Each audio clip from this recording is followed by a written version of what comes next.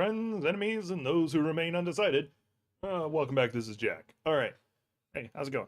You doing all right? I hope you're doing all right. Um, yeah.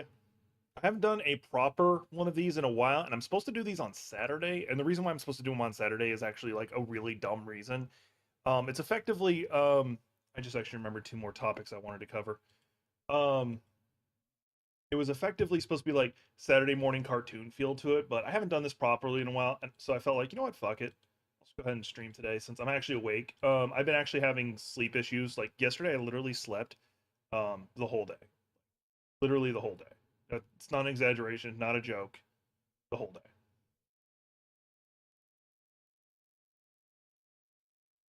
Actually, I lied. Three topics. So we got two manhwas, big news story, two games that caught my attention, and then three anime things. Stories we got for today. We're gonna start with the manhwa. I keep calling them manhwas or web comics. They also might be manga. I've just usually have heard that them are actually manhwas, but anyway. And I usually just draw them from tapas and web comic. And as always, the script it'll be down in the description. So this one is not me hating on it per se. The one I'm going to talk about, it's got a thing about it that I'm not a fan of, and because of its feature, though, it does create a good, almost kind of horror about lack of free will. Is the best way I can describe it. This one is called "The Part Two of This Failed Fantasy Novel Begins," and what it effectively is about, shorthand, is the main character got isekai'd into a book. And it was not a very good book in their opinion. They were this warrior character, sacrificed themselves to protect the rest of the party as the demon lord self-destructed. Yay! End of story. They're going back to their world. Oh no, they're not. They get pulled back into the sequel, which there wasn't even a sequel when they were alive. So like, oh god damn it, I got to do this. And they're the villainous. Okay, so a lot of this sounds normal.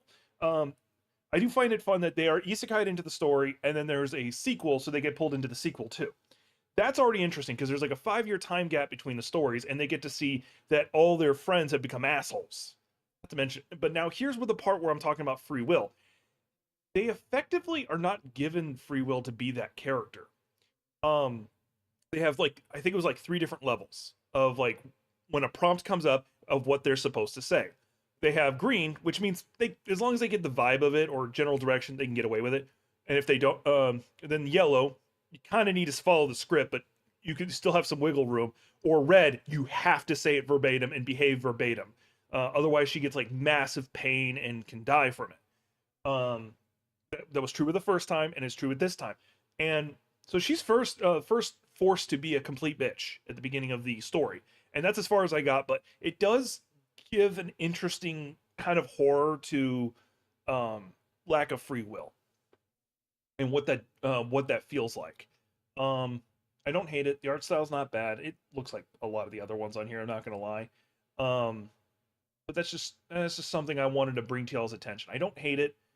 I don't hate it. I don't like it either, but I don't hate it. If this sounds interesting to you, there is a link down in the description. I don't know if I've talked about this one or not. It's still ongoing. I think it's actually on a break right now, though. Unfortunately, no, they just announced the next one. It's coming out on the 28th. All right, answer that question. Anyway, this one's interesting. I like this one for really specific reasons.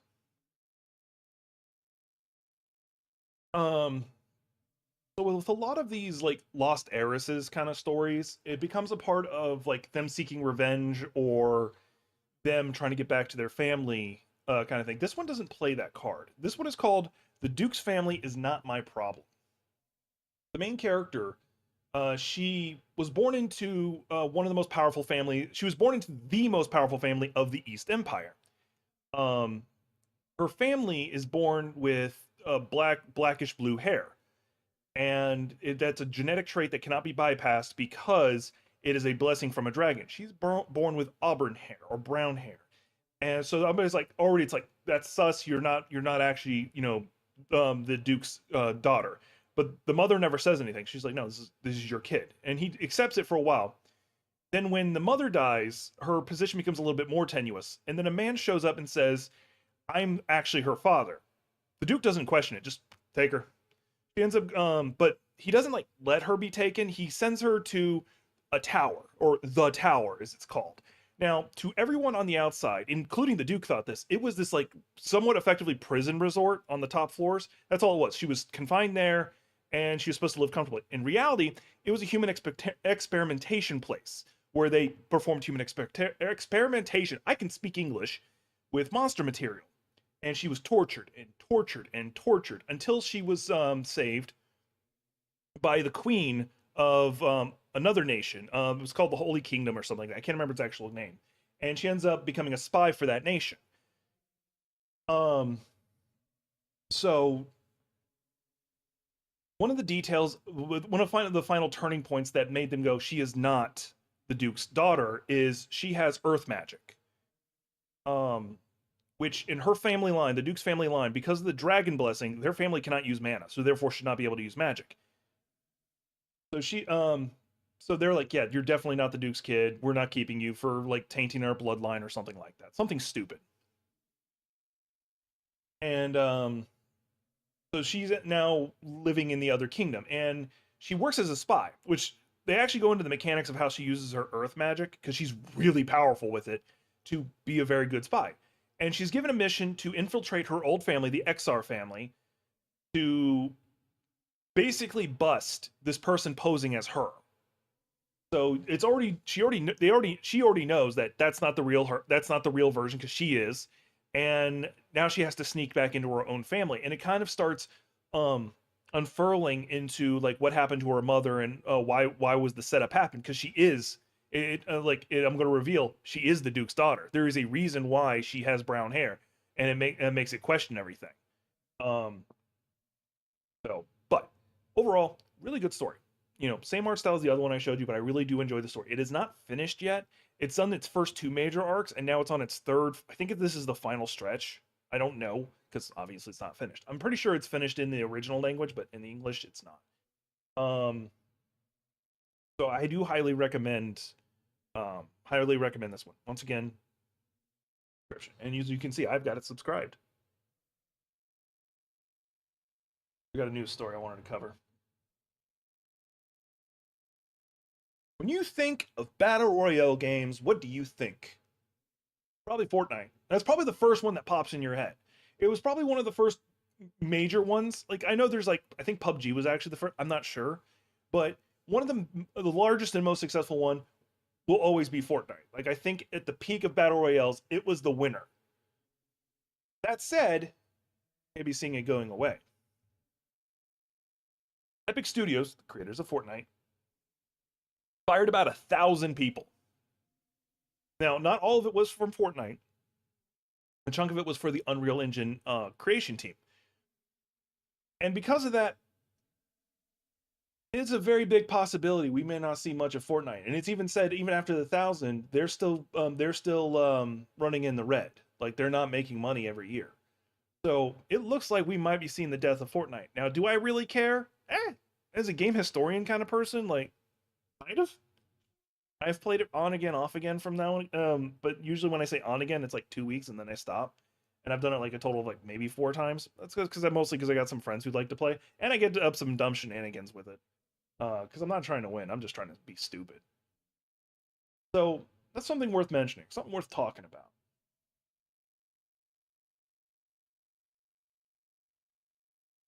Right. So this I caught this one. I caught this game when I was like flipping through Twitter, and the developer said it was basically like the combat, or like if you're a fan of Sekiro, you would kind of like this game. And I'm looking at the trailer for it, and I'm like, you know what? I kind of like this. Let's go with it.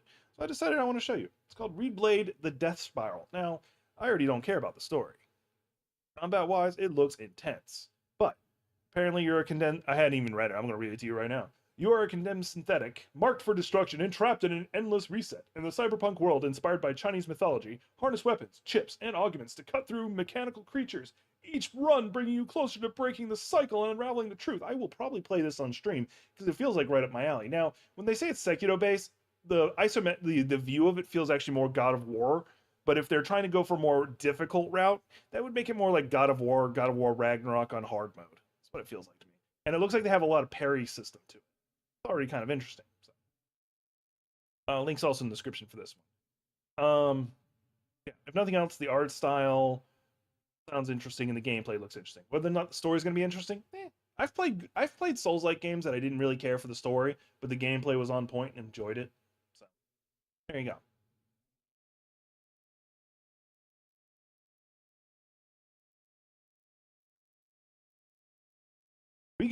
We got some zombie survival games. We've got a lot of them. Like, no joke. There's zombie survival games out the wazoo. You got Plants vs. Zombies. You got 7 Days to Die. You've got almost every type. And there's one type I haven't actually seen a lot of. By the way, Days Gone. Great game. Another story. But there's one type I haven't seen a lot of. Why is it always modern settings or near modern settings? And this one goes to answer that. This one is called Blight Survival, and it's a medieval version of it. And that already makes it interesting. Because, like, the most common weapons you see people resort to after a while when bullets start becoming scarce is melee weapons. And if you're in medieval times, melee weapons are much more plentiful, and your character is actually trained to use it. So that makes it a lot more interesting. And it is not a solo game. You can play up to 3 friends, so 4 players total. And I'm kind of looking at this. I'm kind of thinking this is gonna be a good one. I think this is gonna be a good one. But you can see it. I don't know if it's going to be a giant open world or you're dropped into maps with friends. I'm assuming it's the second one because you can see your character gathering material for crafting. Anyway, what are your thoughts? Comment down below. All right. So, I'm gonna get into my animes. So, all 3 of these animes I'm going to talk about, I believe, have finished their season. There's sometimes they'll randomly do an extra episode, and I caught me off guard, but I'm pretty confident they have finished. So we're going to start with ongoing territory defense by the optimistic Lord. Yeah, it's got a long title because that was only part of it. The rest is production magic turns a nameless village into the strongest fortified city. God damn, like, can we get some short titles? But with that part said, I've actually read the light novel of this. I'm actually caught up on the English version of the light novel that has been released, not like translated ones, but like straight up released. And it's good. I enjoyed the light novel. I really do enjoy the light novel. I haven't seen the manga. There is a manga for it. It is on Amazon Kindle. I refuse to read it because I just don't want to. But they did release an anime, and the anime is good. That sums it up. It's good. It's legitimately good. It has a lot of reoccurring jokes that are pretty good. It has like one campy episode I'm not a fan of, but other than that, it's good. As far as I know, they did change some things from the light novel. And if they had stuck to the light novel, you would not have any resolution between the main character and his father, because this has the classic trope of, so he's the 4th son, which it actually doesn't show the other 2 brothers. Oddly enough, he's got 3 brothers, and 2 of them are supposed to be the more antagonistic one, with the oldest being actually more of an ally. But then it doesn't show the other 2 brothers. Like in one scene, that's it. It's kind of weird. That's one of the changes. But anyway, and he's an isekai. He was reincarnated into the world, so he's got his knowledge from from Earth, and because he already has his knowledge, he picks up information a lot faster, grasps knowledge faster, and it's just the general groundwork. He also learned to do swordsmanship pretty quickly because he was able to because of his more mature mindset, he was able to analyze the way people fight and go about it that way. So he's considered a prodigy in those 2 worlds, and people are like, there's a good chance he'll become the next head of the family. But then he's born with what's known as production magic. Now, the reason why that's a big deal in this world, production magic is considered a garbage form of magic for anybody to have, because anything you can make with production magic, you will most likely not make it as good as somebody who can just like if you're making a sword, a blacksmith will make it better than you 100% of the time. There is an exception because of him, and it actually kind of checks. So what's more worshipped and prized is elemental magic. His father the Marquez is a very powerful fire magic user, and he even looks down on his first son, who is the current heir, because he uses wind magic. Because fire magic is the most highly prized because it's the most destructive. Because apparently their kingdom is really built around war, which is stupid. That's just me thinking. Anyway, so because Vaughn suddenly is revealed to have production magic, he's effectively exiled from the family and sent to a nameless village. Like later on, you find its name is Sita, but that's another conversation. And he's sent with like he was originally going to be sent with no resources, but a the kid with black hair is a slave he freed, and the maid's like, "No, we're going. I'm going with you." And then one of the knight captains go, "Yes, I'm escorting him there." Then just never returns. He just stays with him. Of course, the head butler who's been teaching him retires. They're like, "You're much more interesting for me to keep teaching." And he ends up and using his production magic to actually just rebuild the whole freaking town into a massive city effectively. Because it's found out because of his way to imagine things down to the molecular level, they're much stronger than they should be. Like one of the big traits he does is he'll take a hunk of lumber and compress it down to a cube and then reshape it into something. So he's able to build whole houses that way. He builds walls, but his big thing is like ballistas. He likes ballistas and catapults. That's part of the details behind that. And it's a little campy, it's a lighthearted, and it's pretty good. It's generally pretty good. There is death in it, mostly like mass battles and stuff like that from fantasy medieval time, but it's nothing visceral. It's not berserk. It's really lighthearted. It's pretty good. There is one joke I'm going to spoil that I do like. It's eventually they start getting adventurers into the town when they get an adventurers guild, and they show up looking like the ruffians who are going to be jerks and assholes, and even have the ha ha laugh that you would expect. And they're like the most supportive, friendly people you've ever met. Like I've never understood that in stories when you have those jerk adventures. Like yeah, you'd have like the high ranking ego ones, but the mid rankers they'd be the most supportive people. Like I was there. What the hell? I want to help you. This is the help I needed. Anyway, it's a good one. Just finished its 12th episode, which I think is the last. This one is pretty much another long title, but it pretty much tells you exactly what it's going to be. But I do enjoy it. It's definitely a good journey kind of story. Noble reincarnation, born blessed, so I'll obtain ultimate power. All right, he's like the 13th son or something like that of the emperor, and he's the 13th child, not even son, and so he's like got no real chance at succession normally, and he doesn't really care. Like he recognizes he has insane potential, and he just dedicates himself to being a good lord, which is really cool, kind of admirable. Um, and he continuously it's like at no point in the story do I feel like he's being pressed, like he's in trouble or anything like that. He seems to have everything under control at all times. It's one of those stories, but it really is once again one of those journey not destinations. Um, they do the father pretty good. They do make the characters competent. Even the antagonists feel competent. It's just that he's more competent. Um, yeah, and once again, just legitimately him being a good person. That's another part of it. Recommend it. Not bad. Just finished it. Last one we'll talk about. This one is a power fantasy trip. 100%. Hang on. This one is 100% a power fantasy trip. And if that's what you're hungering for, here you go. It is also being released in English. It's not fully released in English, but you can take a look. Jack of all trades, party of none. I've talked about this one before, and I'm not a huge fan ultimately of um, stories like this where the character is insanely OP, doesn't realize it for some reason or another, and he's effectively kicked from the heroes party. This, that, and the other, and 25 other things. Um, but this one handles it decently well. He is basically he's described as having A-rank skills in what would be all the classes because of just his experience. He because he would effectively his main role originally in the heroes party was enchanter or enhancer. His job was to make everybody else powerful, and they actually talk about the mechanics of doing it pretty damn well. You have to know because of the magic resistances how long the buffs will stay on him because your magic resistance doesn't care if it's a buff or debuff. It's just magic hitting him. The more powerful the warrior, the less time the buff stays active, and he has to keep track of it so he can recast it before it runs out. Well, he's only considered like A rank at best, and once one of the world's best parties. They were like at the 96th level of an unknown amount of depth of floor or dungeon. It's one of the largest dungeons unconquered. Um, So his party gets rid of him for a real enchanter, someone who is S rank, someone who is good, but because of his unique style of enchanting, he ends up being more powerful. Who would have thought? Now, something they do bring into it is superpowers.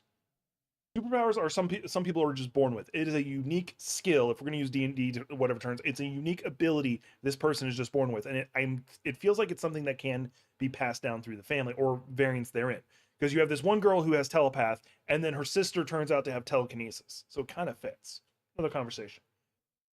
And there's another girl that has regeneration. There's another person that has like magic energy tracking. So it's like it all tracks. It all makes sense.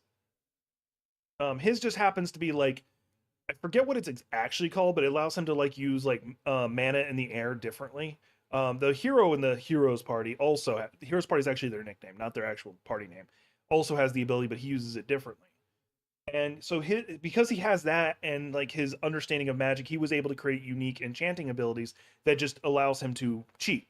But at the same time, he's also a decently good swordsman. He's an A rank swordsman. He's also an A rank just straight up magician, where he will never use like supreme level magic, but he can multicast like regular spell or low to medium spells, no issue.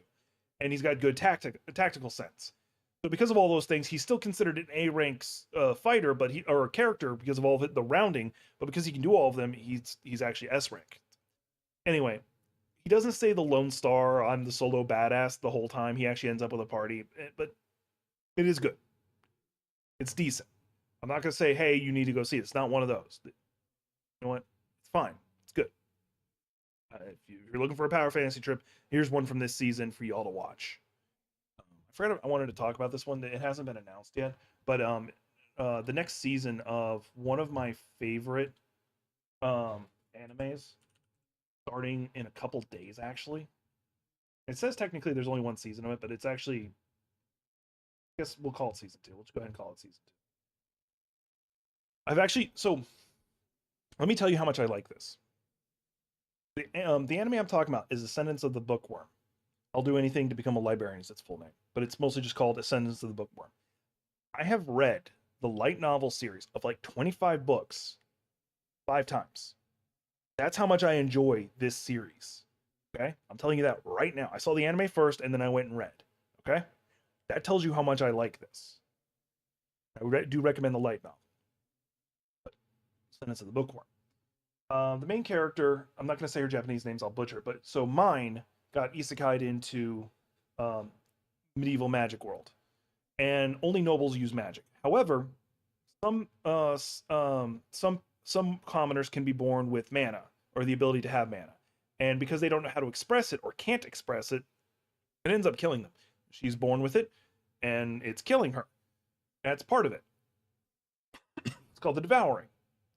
But the big deal about her is that's actually like more of a problem in the story than it is helpful. Her big drive in life is she wants to make a library. She wants books to be a thing. She just loves reading. She doesn't care what the topic is. She just wants to read.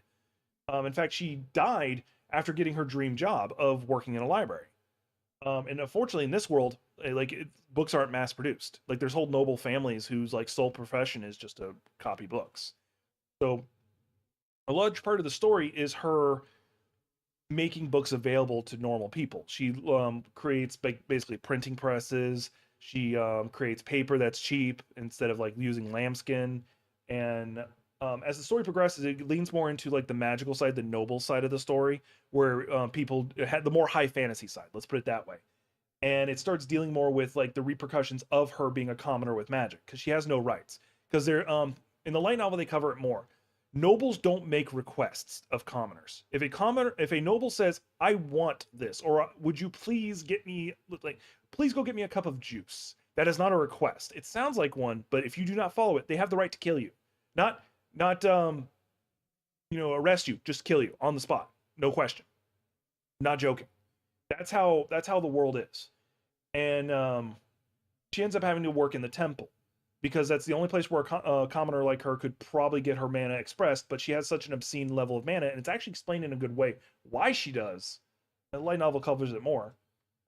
And it's not because she's isekai'd, give or take. 1 second. The actual reason is because this is more explained later in the story, but I'm going to explain it anyway. there is mana compression methods, is what they call it. Most people think of it like you just jamming it into a box or whatever. She doesn't think of it that way. She thinks of it as you folding a piece of cloth, sucking the air out of it to compress it, then putting it in the box. This creates a much denser area, and she had to, because she couldn't express it until she was like, I want to say 8. She just compressed it and compressed 8 years worth of it, where noble babies are constantly wearing a ring to absorb it out of them, where she just had to compress it. And because of that, that's why she ends up with such an obscene mana pool. And it makes sense. It fits. Now, the isekai factor of it is this is not revealed in the original anime. It's more of a season, what would be the next season thing. Is she has all the elements instead of just one like most devourer kids would have. She has all of them. Although that just might be a weird trick. But anyway, this is a great story where like her OP-ness is actually more of a detriment than it is a benefit. And the next, I really recommend it. This is a great story. Even if you're not interested in the anime, look up the light novel. I highly recommend it. Like, if out of all the recommendations I've ever had, this is one of the ones I'm like, no, you have to take a look at it. It is so good. I'm not lying when I said I read the 25-book series 5 times, and I'm hankering for the 6. I'm actually considering it. Just talking about it made me kind of want to read it again. There is an epilogue series that's coming to English, and I'm not sure I want to read it because it actually doesn't follow her anymore. It follows one of her friends, but it does give you a feel of like what her post life of the story life is, and like how insane it is, like how insane people who are not her see her as. Because when it's told from her perspective, everything makes sense. But when you finally see it from other people's perspective, you're like, oh, she's fucking insane. Anyway, so those who tuned in, those who are seeing this later, I do recommend you watch the animes I recommend. Look at the manhwas, and hey, what do you think? Is it possible the Fortnite's gonna die? Not to mention we got those 2 Steam games I recommended. Yeah. Oh shit. Oh. Well, now I'm disappointed. Oh wait, no, it's right here. Cool. And I'll explain what I'm looking at in a second. Oh, it looks like it's only book 1. Okay. So Crunchyroll has a thing where you can like read the mangas and stuff of you can read mangas just with like an added on to your subscription, and I have that because of course I do. And apparently it sent us the Bookworm manga part 1, which is effectively I think the first half of the season 1. Anyway, not important. Once again, like, subscribe, share. I'm gonna push one of my favorite buttons, which is not working. I don't know why it's not working. I know why it's not working.